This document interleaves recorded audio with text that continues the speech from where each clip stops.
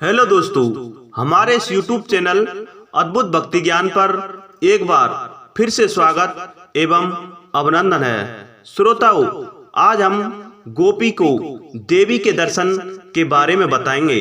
अगर श्रोताओं आपने हमारे इस अद्भुत भक्ति ज्ञान चैनल को सब्सक्राइब नहीं किया है तो कृपया करके सब्सक्राइब कर दें और उसके पास एक छोटा सा बेल आइकन बटन होगा, उसको भी प्रेस कर दें, जिससे हमारी आने वाली वीडियो का नोटिफिकेशन सबसे पहले आप लोगों तक पहुंच सके।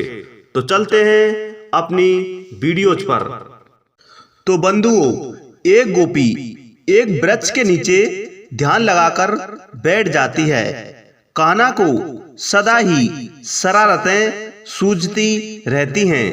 कान्हा कभी उस गोपी को कंकर मारकर छेड़ते हैं, कभी उसकी चोटी खींच लेते हैं, तो कभी अलग अलग पक्षियों और जानवरों की आवाज निकाल उसका ध्यान भंग करते हैं। गोपी खिंचकर कान्हा से कहती है, मोहन, तुम मेरी ध्यान साधना में भंग क्यों डालते हो? मुझे देवी के दर्शन करने हैं, मुझे उनसे कुछ वर मांगना है। गोपी के मन में कान्हा के लिए इतना प्रेम है कि कान्हा से ही छिपा लेती है। बंधुओं, कान्हा उस भोली गोपी को अपनी बातों में उलझा लेते हैं। अरे मूर्ख, ऐसे ध्यान करने से ईश्वर नहीं मिलते हैं। उनको प्रसन्न करने के लिए उनको बहुत कुछ खिलाना पड़ता है। तू कल सुबह बहुत सारे मिष्टान ले मंदिर में आना, फिर मैं तुम्हें देवी के दर्शन की विधि बताऊंगा। देवी प्रसन्न हो गई तो तुम्हें वर देंगी और तुम्हारी मनोकामना पूर्ण होगी। अगले दिन प्रातः गोपी बहुत से मिष्टान ले मंदिर में पहुंच जाती है। बंधुओं, देवी की प्रतिमा के समक्ष सब रख धूप दीप कर बैठ जाती है। कान्हा अपने सखाओं संग वहां पहुंच जाते हैं। गोपी कान्हा को देख बहुत प्रसन्न हो जाती है। कान्हा बरसाना की ओर इशारा करके बोलते हैं, उन देवी का स्थान जगत में सबसे ऊपर है।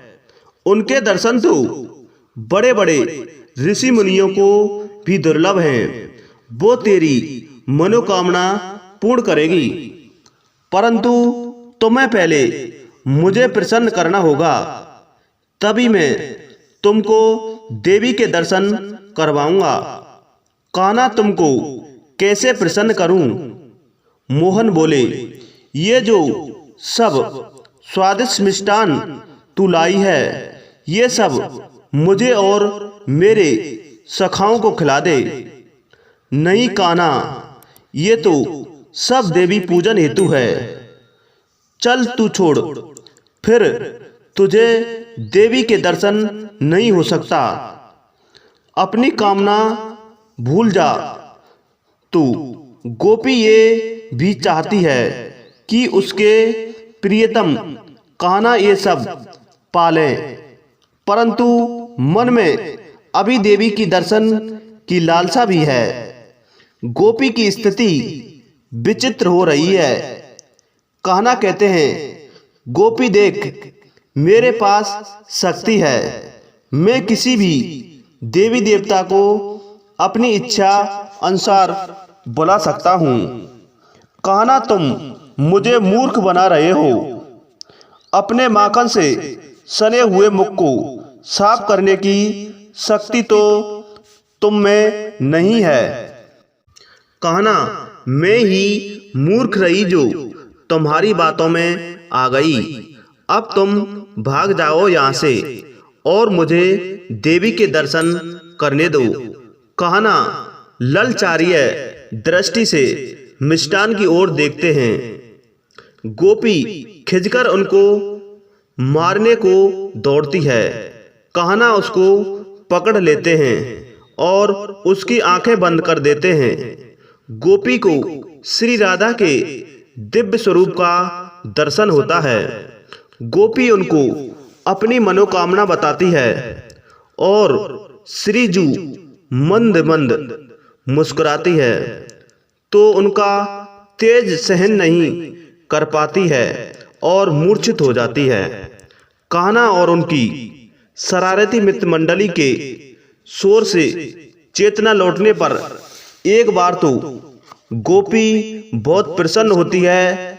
उसको देवी की दर्शन की स्मृति रहती है, परंतु अपने खाली बर्तन और सब मिठाई खत्म देख वो अत्यंत क्रोधित हो जाती है और उन सबको मारने को दौड़ती है।